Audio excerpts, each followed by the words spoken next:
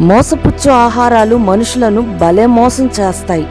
మోసపుచ్చు ఆహారం మనలను ఎలా మోసం చేస్తుందంటే, కన్నులకు ఇంపుగా కనబడుతుంది, ప్రాణాన్ని తల్లడిల్లేలా చేస్తుంది, నోరు ఊరించేస్తుంది, ఆరోగ్యానికి మంచిదిలాగా ఉంటుంది, చివరికి మనల్ని నాశనం చేస్తుంది.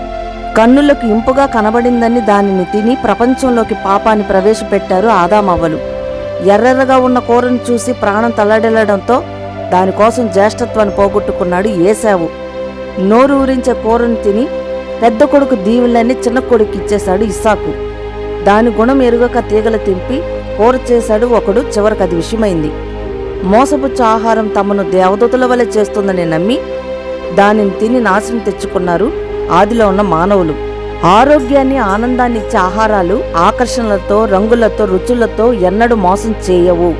అవి ఆహారములైనా బోధలైనా సరే, తినడానికి వినడానికి చేదుగా ఉన్నా సర్వశరీరానికి మేలు చేసేది చేదే కనుక మోసపుచ్చే ఆహారాల విషయంలో జాగ్రత్త. ప్రార్థన. తండ్రి, మోసపుచ్చు ఆహారములలో కానీ మోసపుచ్చు బోధల్లో కానీ మేము పడిపోకుండా మమ్మల్ని కాపాడమని ప్రభువైన యేసుక్రీస్తు నామం పేరటే మనవిని వేడుతున్నాం తండ్రి. ఆమేన్.